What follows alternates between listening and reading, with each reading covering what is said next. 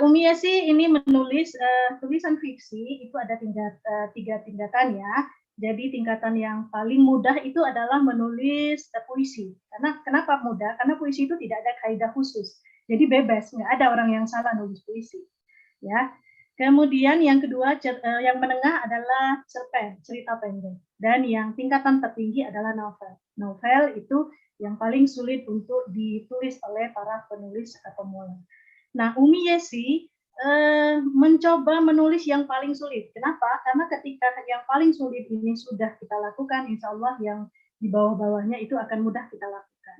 Maka di bulan September muncullah ini buku yang pertama ini, judulnya Hamari Aduri Kahani. Nah, ini buku bahasa India.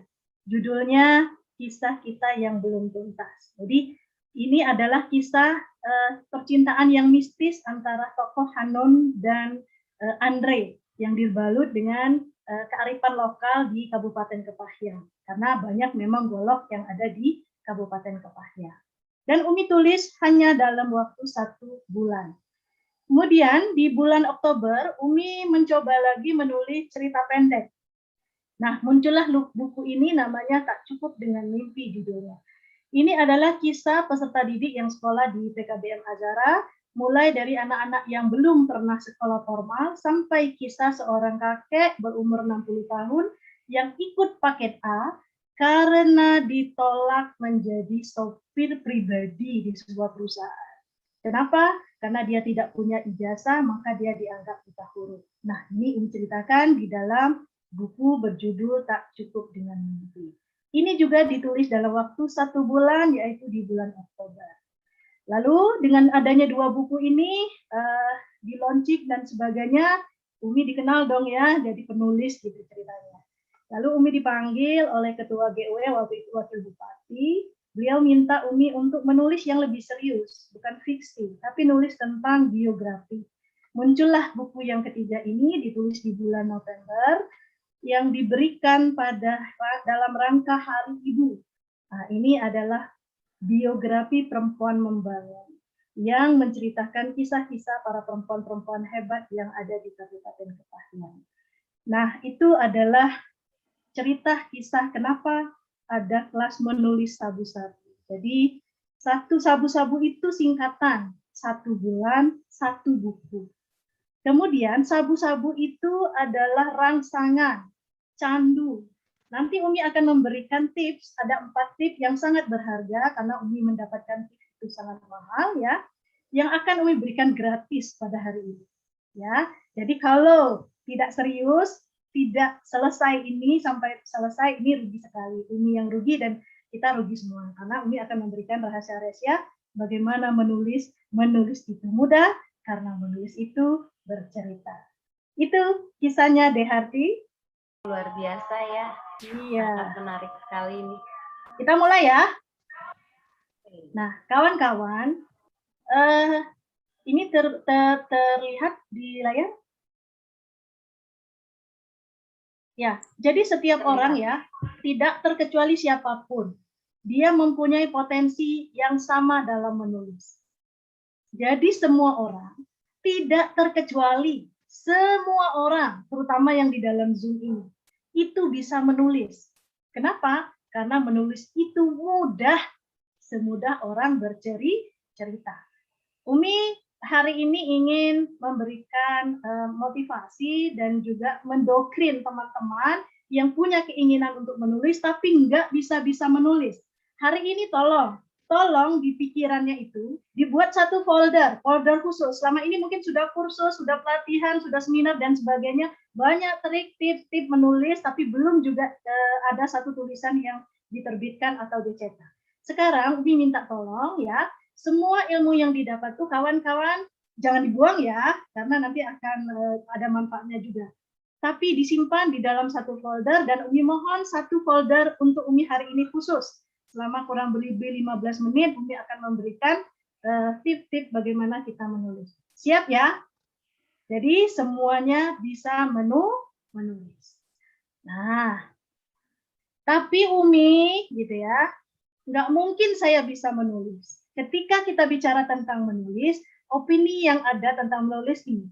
Yang satu, sulit mengeluarkan ide. Dari mana mulainya, Mi? Apa duluan? Huruf apa dulu, Mi? Bau bagaimana? Pasti begitu. Ketika nulis yuk, pasti jawabannya begitu. Padahal kawan-kawan, ide itu tidak dicari. Karena setiap hari kita ini adalah banyak cerita atau banyak hal-hal yang ingin kita ceritakan. Buktinya tadi teman-teman bilang, setiap hari update status kok. Itu kan menulis ya. Nah, ini salah satu contoh, ini buku yang mempertemukan Umi Yesi dengan kawan-kawan hebat. Ini ada Mas Lili, Pak Kurtubi, dan lain-lain melalui 7 kata publishing. Ini buku ini adalah berisi kumpulan diskusi grup WA di PKBM. Sekarang namanya grup PKBM Kreatif. Jadi kami dulu kalau malam gitu sering diskusi mengenai permasalahan-permasalahan yang ada di pendidikan non formal. Nah, itu kalau tidak dibukukan, ya itu sayang. Kenapa? Karena di sana dibahas, diulas oleh beberapa pakar dan juga beberapa narasumber atau ada Pak Direktur dan sebagainya di situ. Ya, ya, sebentar. Jadi yang pertama itu, jadi tidak ada alasan sulit mengeluarkan ide. Kemudian yang kedua, Umi, nggak ada waktu nih untuk nulis. Capek saya, nggak bisa nulis, dan sebagainya. Tuh lihat, ini buku Teh Yeni. Buku Teh Yeni ini tulisannya adalah status di Facebook dan bisa diterbitkan. Luar biasa ya.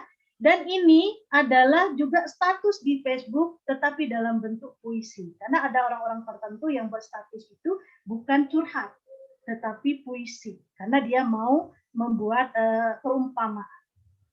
Jadi tidak ada kata tidak mampu atau tidak ada waktu, ada. Nah, coba kawan-kawan yang punya Facebook ya, kumpulkan tulisan-tulisannya yang bermakna tentunya, lalu kumpulkan dan bisa dicetak menjadi buku. Ya, sebentar, ini ada gangguan teknis nih, si kecil lewat. Jangan ya.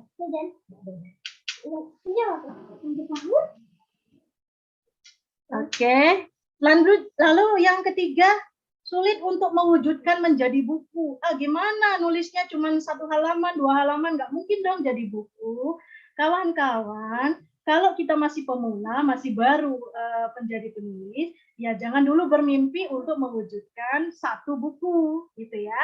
Umi Yesi bisa menulis novel karena Umi juga sudah pelatihan, sudah ikut beberapa kegiatan dan belajar dengan banyak orang. Nah, kalau kita baru, yuk kita bersama-sama. Namanya antologi. Kita lihat ini. Ini adalah karya siswa-siswa Umi yang ada di Azara. Ini buku kedua yang mereka tulis. Jadi anak-anak di Azara itu salah satu life skill-nya adalah menulis buku. Jadi dari sini tutor-tutor mengetahui latar belakang peserta didik yang sekolah di Azara. Ada yang karena memang miskin, karena bullying, karena korban perkosaan, karena narkoba dan lain-lain. Ya, sebentar deh Harti, Umi agak terganggu nih sama anak-anak di sini.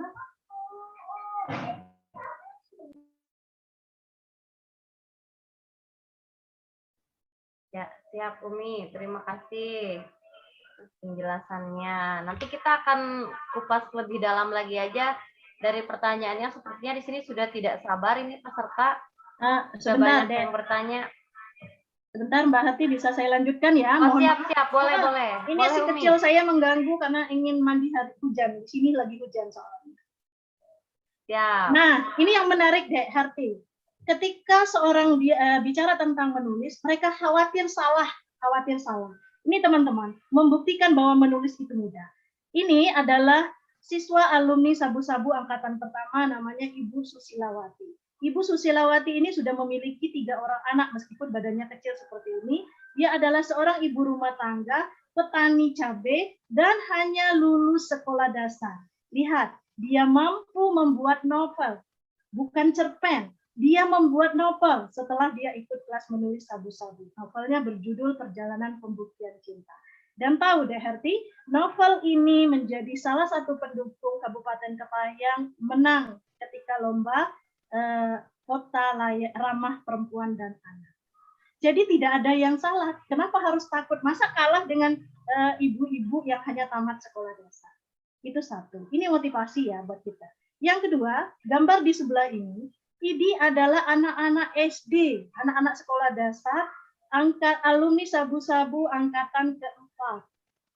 Mereka menulis, saya ajarin menulis ketika masa pandemi kemarin, dan pada saat liburan sekolah. Bayangkan teman-teman, mereka ini usianya baru 8 tahun, kelas 2 SD.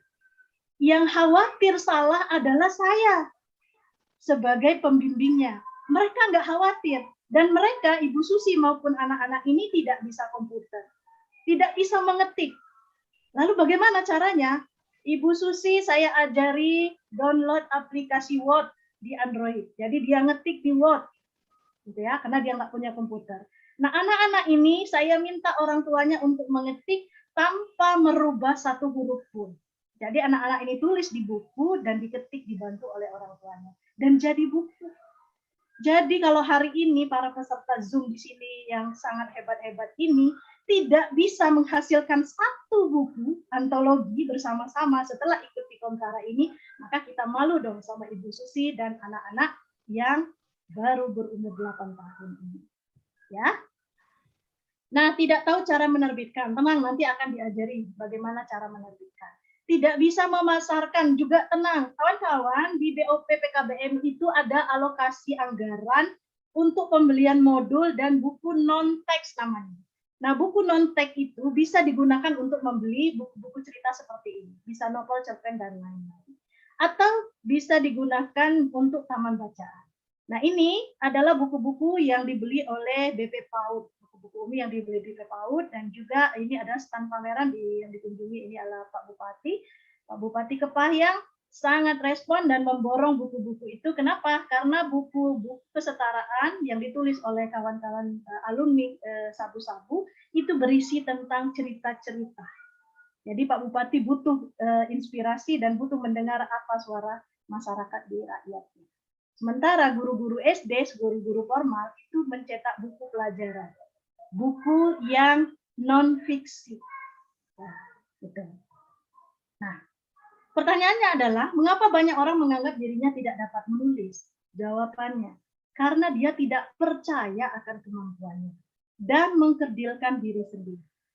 Di awal tadi Umi sudah sampaikan bahwa semua bisa menulis, semua punya potensi untuk menulis. Karena apa? Karena menulis itu mudah.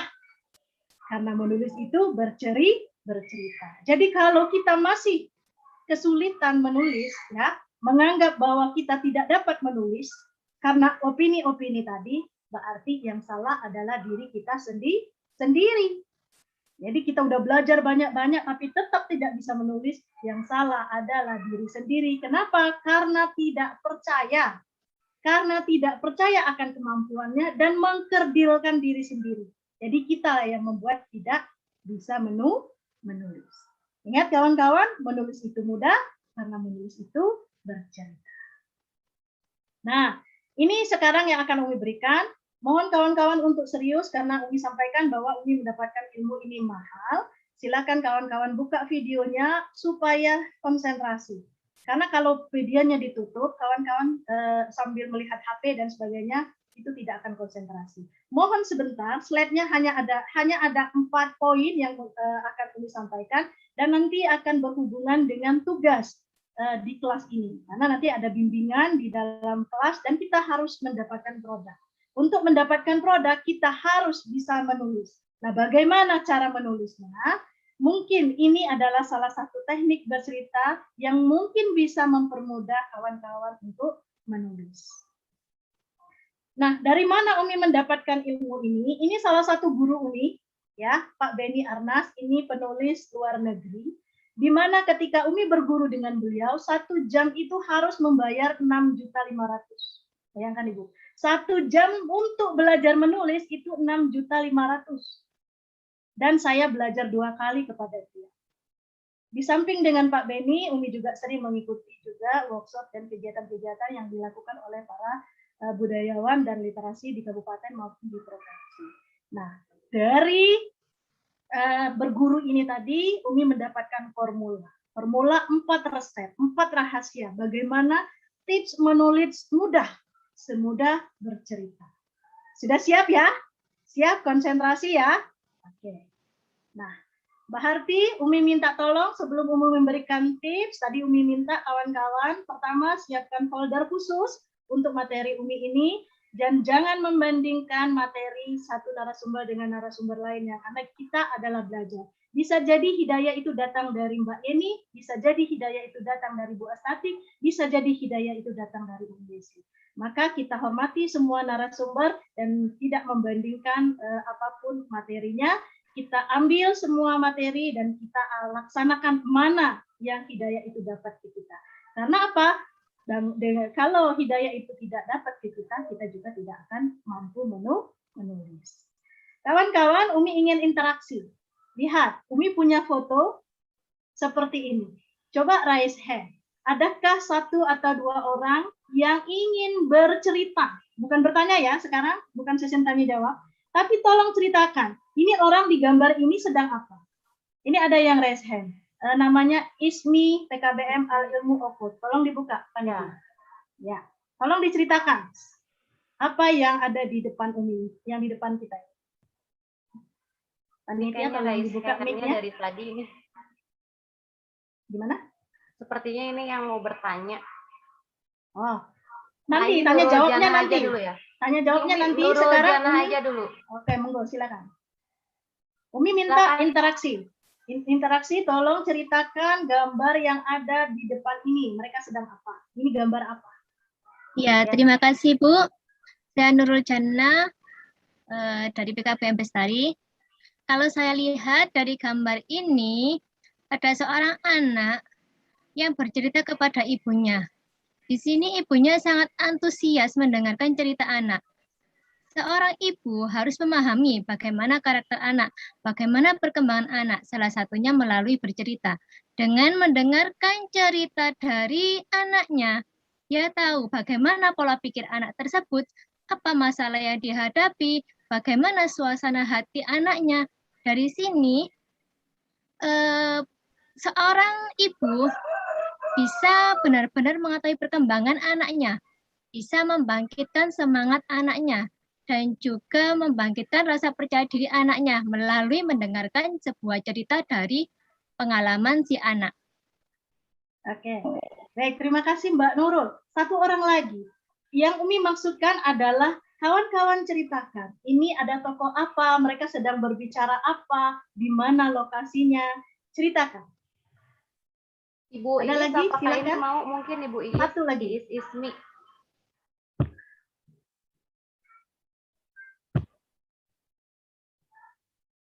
Ya, Bu Iis. Assalamualaikum.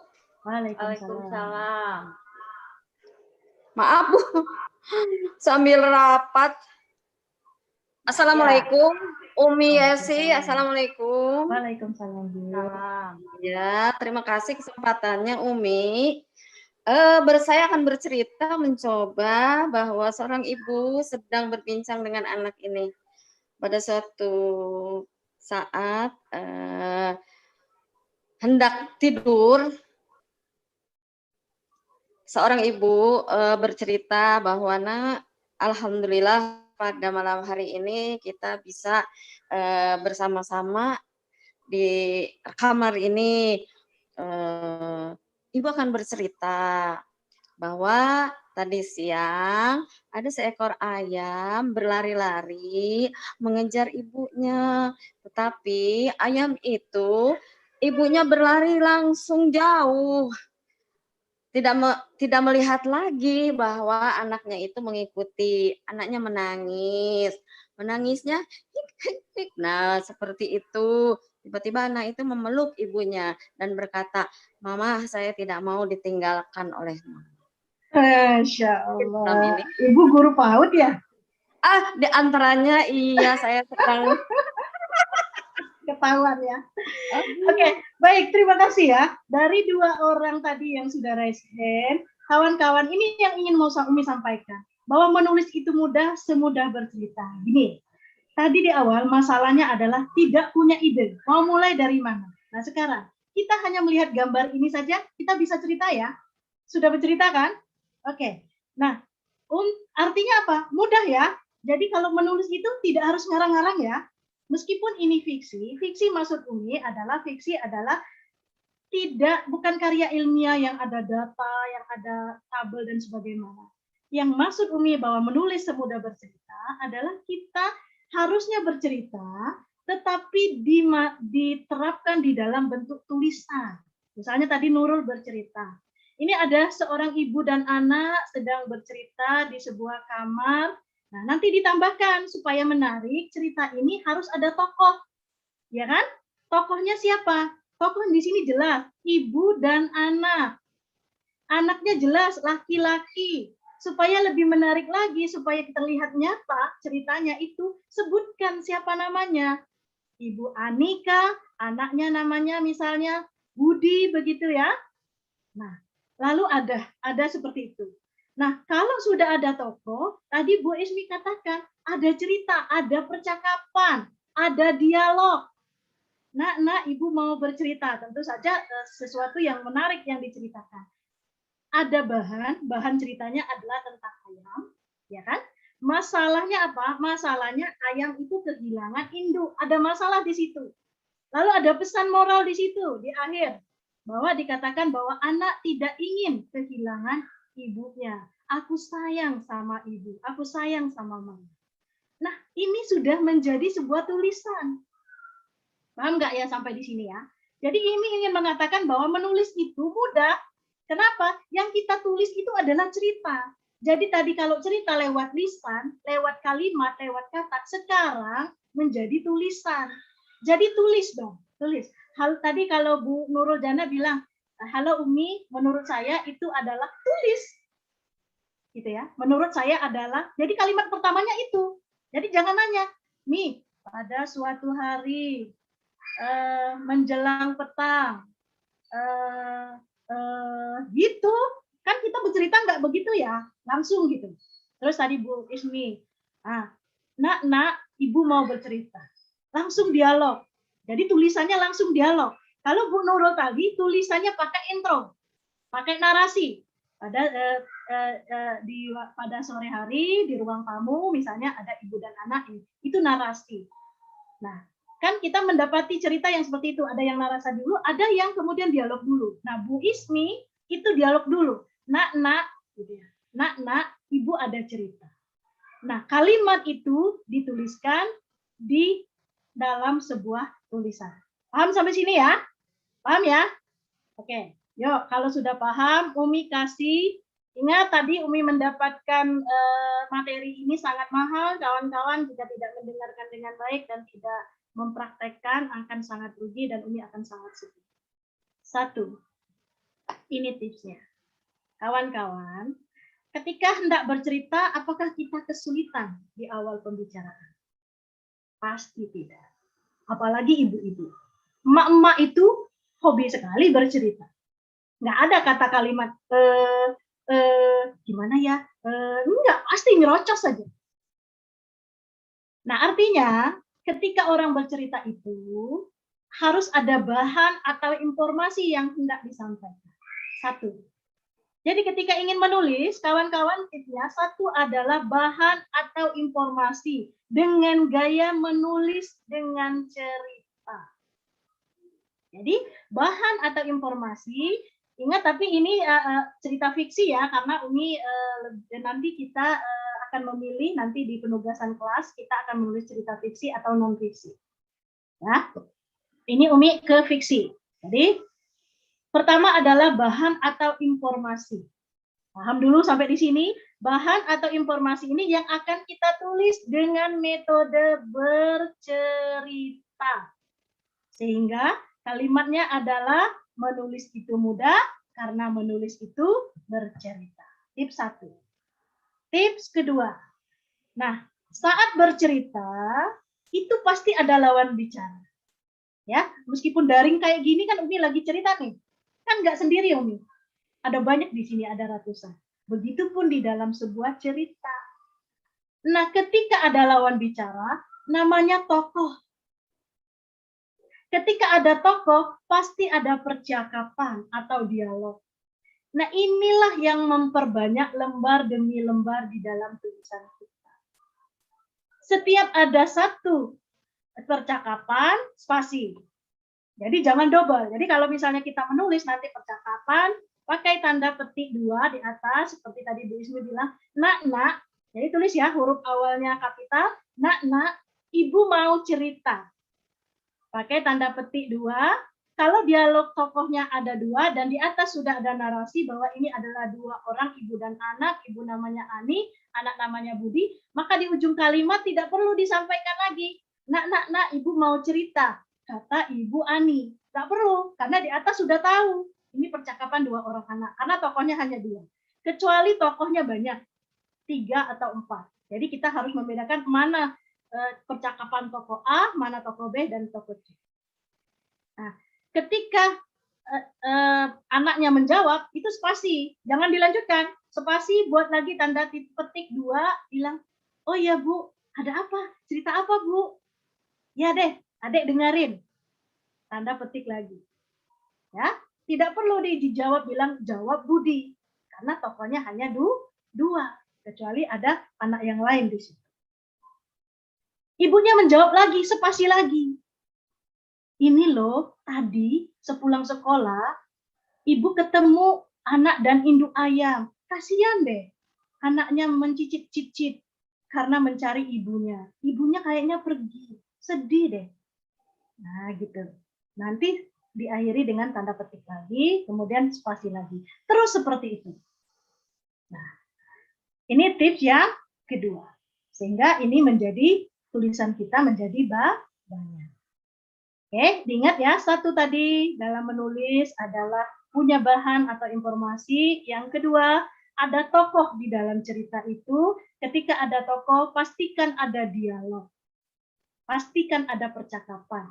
Supaya cerita kita hidup. Ya. Tips yang ketiga. Nah, orang gemar bercerita tentang kejadian yang heboh, tentang masalah, sesuatu yang luar biasa. Nah, kita juga begitu. Kita menceritakan sesuatu kejadian yang luar biasa. Menurut kita. Hal-hal sepele menurut orang lain itu bisa jadi hal yang luar biasa. Nah, jadi supaya tulisan kita itu bermakna dan orang tidak berhenti membacanya, timbulkan masalah. Masalah di sini bukan berarti terus ada ribut dan sebagainya ya. Ada rasa.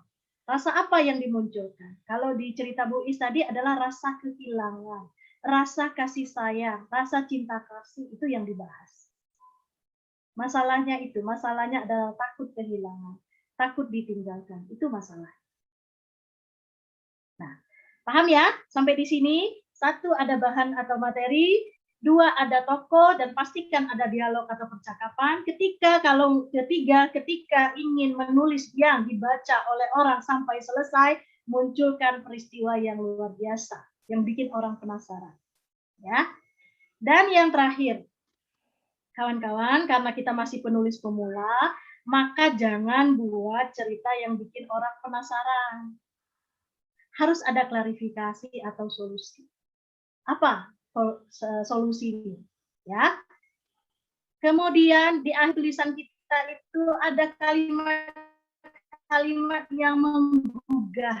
Contoh tadi Bu Ismi. Kalimatnya apa? Mama, aku tidak mau kehilangan Mama. Aku sayang Mama. Itu kalimat yang bagus, kalimat motivasi, dan harus diajarkan oleh anak-anak kita sedini mungkin. Anak Umi setiap hari menjelang tidur selalu berkata, Ahna sayang Umi. Anak Umi namanya Ahna, dan Umi selalu menjawab, Umi sayang Ahna. Setiap menjelang tidur itu disampaikan. Itu bahasa kasih. Nah, luar biasa kawan-kawan jika tulisan kita ini bisa merubah orang lain, bisa menginspirasi orang lain. Ibadahnya luar biasa kawan-kawan.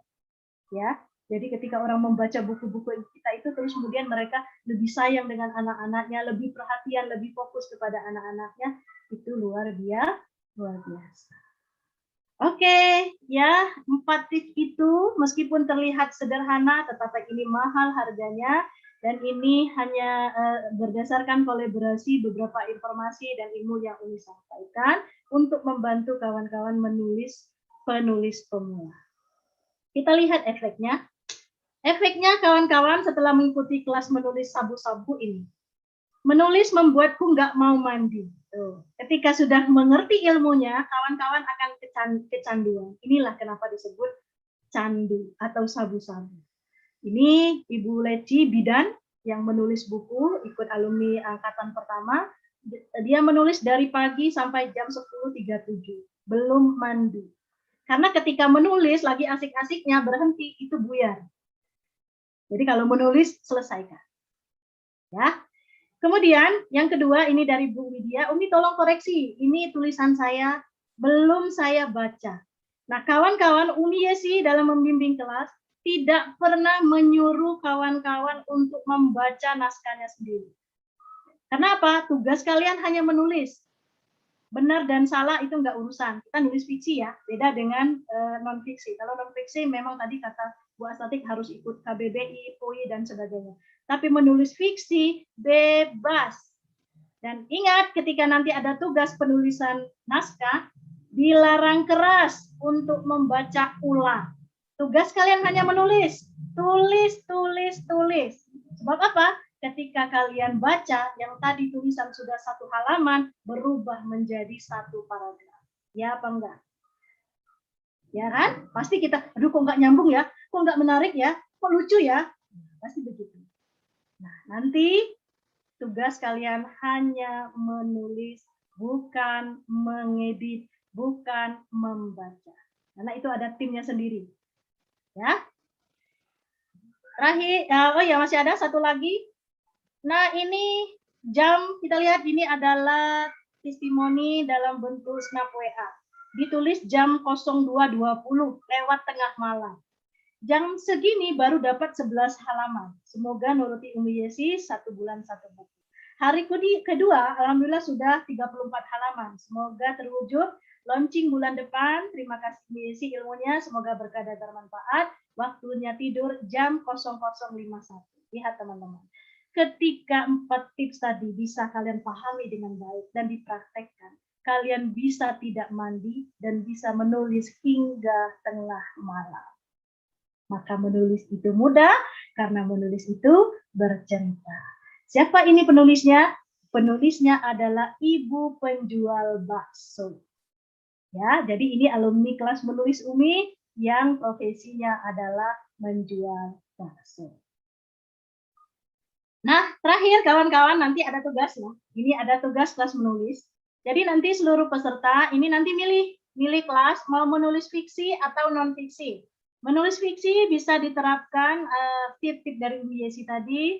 Menulis non fiksi nanti bisa digali lagi bagaimana caranya dengan mungkin membaca atau lihat di blognya Ibu Astatik ya. Tulisannya diketik ya, karena di sini orang cerdas-cerdas semua ya, beda dengan tadi ibu rumah tangga yang jualan cabai, yang petani cabai. Nah, pasti semua sudah bisa ngetik. Tulisannya sebanyak 700 sampai 1000 kata. Ketentuan penulisannya nanti di ukuran kertas A4, hurufnya Times New Roman, fontnya 12, spasi 1,5, marginnya, kiri kanan atas bawah itu 3. Nah, tema ini tema umum. Kawan-kawan, temanya adalah Tutor Bangkit Memperkokoh Indonesia. Jadi silakan kami ingin tahu dalam rangka memperingati Hari Aksara Internasional, apa yang ingin kawan-kawan tutor sampaikan. Baik melalui tulisan non-fiksi maupun tulisan fiksi. Silakan nanti mengerucut, bisa jadi bercerita tentang pengalamannya selama mengajar, bisa jadi cerita tentang kenapa tertarik ngajar di non-formal, bisa jadi cerita tentang siswanya yang unik, begitu ya. Silakan. Nah, untuk pengumpulan naskah nanti kita kasih waktu 5 hari, karena nanti kita akan bimbingan selama 14 hari. Jadi nanti naskah dikumpul hari Selasa paling lambat, tanggal 7 September. Ngumpulnya nanti ke Google Form, ini belum dibuat Google Form-nya, nanti akan disampaikan oleh Kak Iwan. Kawan-kawan akan nulis, setelah itu nanti kami bimbing. Nah, tulisan yang sudah dikumpul, nanti biasanya kalau Umi bimbingan itu, Umi baca naskahnya, kemudian Umi kirimkan balik. Jadi ada tinta-tinta merah, tulisan-tulisan merah itu nanti diperbaiki. Selama 14 hari, lalu nanti 14 hari kita terbitkan. Insya Allah tidak ada penulis yang salah. Yang salah adalah tidak menulis. Ya. Kawan-kawan juga harus tahu untuk menerbitkan buku itu ada alurnya. Pertama nanti ada naskah. Semua naskah fiksi maupun non fiksi akan kami terbitkan dari DPP ya. Kemudian nanti ada tim editing. Nah, tim editing ini nanti yang akan memperbaiki tulisan. Jadi kawan-kawan tadi Umi bilang, kecuali yang esai ya, yang nanti nulis non fiksi, perhatikan tata bahasanya. Tapi yang nulis fiksi, jangan khawatir, jangan dibaca. Karena tugas Umi dan kawan-kawan yang akan memperbaiki. Lalu nanti ada layout, ada desain cover. Nanti kemudian kita akan ke Perpustakaan Nasional untuk minta izin terbit dari ISBN. Jadi buku kita punya legalitas. Kenapa? Buku tidak ada ISBN, tidak ada nilai jual. Tapi kalau ada ISBN, itu kita diakui bahwa layak untuk dibaca. Nah, baru nanti kita cetak bukunya. Ini akan kami bimbing selama 14 hari.